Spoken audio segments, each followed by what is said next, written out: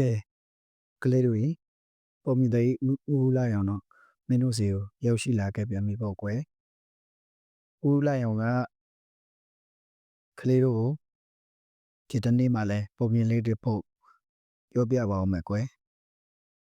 ဒါဟုတ်သမီးကိုလည်းနားထောင်ခြင်းမဲလို့ဦးလိုက်အောင်ယူဆပါတယ်ဗျပုံမြင်လေးရဲ့နာမည်ကမောင်တထွာနဲ့ကံယုံမင်းသမီးတဲ့ခြေခဲ့တာတော့ဖိုးဆရာကြီးလူဦးလာပါကွယ်နားထောင်ကြည့်ကြပါအောင်နော်ဒါတို့သမီးတို့အိုးရှိတုန်းကတိုင်းပြည်ဒီမှာဘီရင်ကြီးတစ်ပါးကမင်းညင်တရားနဲ့အညီအေးချမ်းစွာအုပ်စိုးနေလေတယ်ဒီနေ့တော့ဒါတော့သမီးတော်တွေကိုခေါ်ပြီးအခုလိုစေးစိမ်ချမ်းသာခံစားနေရတဲ့မှာဘယ်သူကြောင့်လဲလို့မေးလေတယ်ဒါတော့သမီးတော်များကဖာခမဲတော်ဤဖုံးတော်ကြောင့်ပါလို့တညီတညွတ်တည်းဖြေကြလေတယ်သမီးတော်လည်းအငယ်ဆုံးကတော့ကံကြောင့်ဖြစ်ပါသည်ဖရာလို့ဖြေပါလေတယ်ဘုရင်ကြီးလည်းအမျက်တော်ထွက်ပြီးကိုင်းသမီးတော်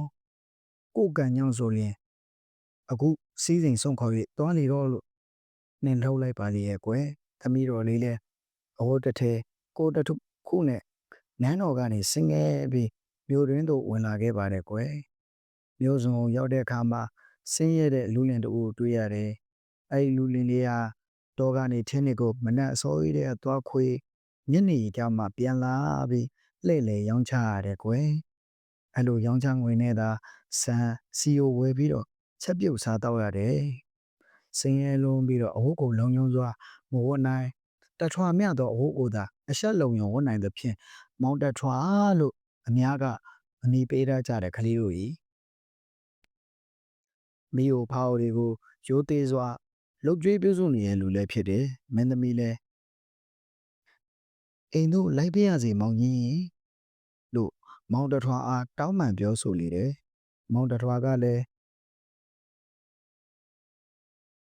အတင်းစဉ်းစားအောင်လို့ကျွန်တော်တို့အိမ်မှာစင်းရဲလာကြသည်တင်းနဲ့ရွယ်သူမိမပေါ်လည်းမရှိပါလို့ပြောဆိုလိုက်တယ်အဲ့လိုပြောပေးမဲ့လဲမင်းသမီးလေးကအတူလိုက်နေပဲရစီလို့သာခက်တလဲလဲပြောဆိုလိုက်မင်းသမီးလေးကိုအိမ်ခေါ်လာခဲ့ရပါတော့တယ်မောင်တထွာလည်းမင်းသမီးလေးကိုများစွာကျဉ်းနာပြီးတော့ဂယုပြုယူရလေတယ်ကွယ်မင်းသမီးလေးကလည်းမောင်တထွာတောသို့တွားတဲ့အခါမှာမိမတို့လုပ်ငန်းတွေဖြစ်တဲ့အမိုက်တရိုက်လဲချင်းစတဲ့တန်ရှင်းလုပ်ငန်းတွေကိုလုပ်နေတယ်မောင်တထွာတောကနေပြင်ရောက်တဲ့အခါမှာရှင်မကြီး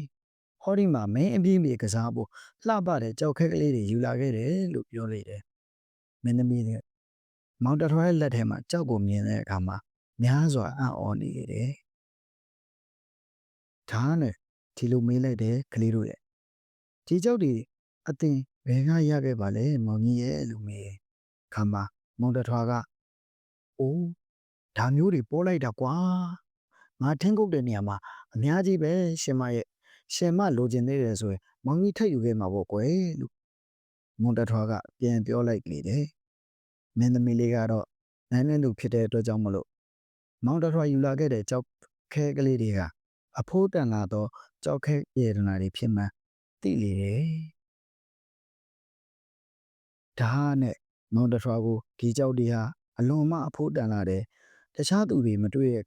အချိန်မှာပဲများတည်ခဲ့ဖို့မင်းသမီးလေးကပြောလိုက်တယ်ကွယ်နောက်တနေ့မှာမင်းသမီးလေးပါတော့ကိုလာရပြီးတော့ကြည်လေတဲ့အဲ့ဒီနေ့မှာချင်းမခုတ်တော့ပဲမောင်တထွားကတထမ်းမင်းသမီးကလေးကတရွတ်တဲလာခဲ့ကြတယ်ကဲကလေးတို့ရင်ကျောင်းမြေရတနာလေးမင်းသမီးလေးနဲ့မောင်တထွားလေးတော့ရသွားပြီဘာဆက်ဖြစ်မလဲတောက်သမီးတို့ဆန္နာထောင်းကြအောင်မလားကွယ်ကဲဒါဆိုရင်ဦးလိုက်အောင်ထပ်ပြီးတော့ပြောပြအောင်မယ်နော်အချို့ကိုထူပွဲရောင်းချလိုက်တယ်တဲ့မောင်တထွားနဲ့မင်းသမီးလေးတို့လည်းအတော်ကိုချမ်းသာကြွယ်ဝသွားကြတယ်မင်းသမီးလေးဟာငွေမြောက်များကတိုင်းလူပြည်သားတွေကိုချင်းနာပြီးတော့ခမီးတော်ဘုရင်ကြီးနိုင်ရွာဆမ်းမသာပြန်ပေးဆက်ဖို့ပြောကြတယ်ကွယ်အဲ့ဒါကြောင့်မလို့တိုင်းလူပြည်သားတွေမှာညစဉ်ညတိုင်းဘုရင်ကြီးတတ်တော်ရှိပါစေကြောင်းဆုတောင်းရတယ်တဲ့ကွယ်တညမှာဘုရင်ကြီးက တိုင်းပြည်အတွင်းကိုစနီးနာထွက်တဲ့အခါမှာမိမိအသက်ရှည်စေကြောင်းဆုတောင်းသံများကြားနေရသဖြင့်ဘယ်အကြောင်းကြောင့်လဲလို့သိဖို့အတွက်ခေါ်မေးတယ်ကွယ်ကလေးတို့ရေစနီးနာတယ်ဆိုတာကတော့ကွယ်တိုင်းပြည်အကြောင်းကိုသိဖို့အတွက်နော်ဘုရင်ကြီးကဘုရင်လိုမဟုတ်ပဲနဲ့တာမန်လူတန်းစားတွေလိုနော်တိုင်းသူပြည်သားတွေလိုမျိုးဝတ်စားဆင်ခြင်ပြီးတော့